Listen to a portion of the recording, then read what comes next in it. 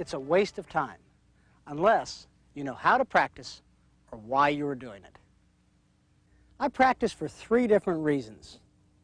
The first is to warm up for a golf round. I might hit 15, 20, 25 shots, starting with a pitching wedge representing a short club, the short iron with the 8 iron, the middle iron, 5 iron, long iron, a 2 iron, and probably a driver, and then finish off with a few pitch shots. Now the average golfer, he finishes work at 4 o'clock, he goes to the golf course, his buddies are saying, come on, let's get to the first tee. What does he do? He rushes to the first tee, he picks up a club, he hits it down the fairway, and he chases it around 9 holes of golf. What does he hit? Maybe 15, 20, 25 shots in 9 holes of golf? He's all warmed up, and then he goes in and has a drink. Well, obviously, it only takes about 5 minutes to warm up for a round of golf. So it doesn't take very long to go out there and just hit those few shots. And I think that's very, very important to understand what kind of swing you're going to use that day. Second method is when I'm not sure what I'm doing or I'm having a fault in my swing. Then I go out and I start off trying to figure out what that fault is, but I start off with the basic fundamentals. I start with my grip, I start with my stance, I start with my posture, my ball position. 9 chances out of 10, it's a basic fundamental that has caused my problems, not something I'm really doing in my swing. My swing is not really going to change.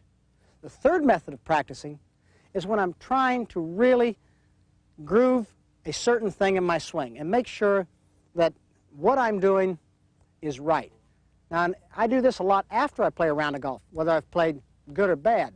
But particularly, even if I'm playing well, I go out and I'll hit a few shots, making sure that I understand that what I'm doing is right, and I understand why I'm doing it.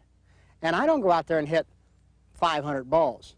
I might go out and hit 15 shots, I might go out and hit 50 shots, I might hit 5 shots. When I understand it, I've practiced with a purpose, and I get away from it.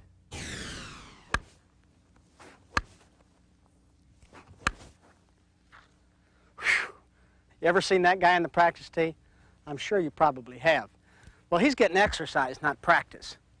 And when I go to the practice tee, I want to try to accomplish something. I want to practice with a purpose.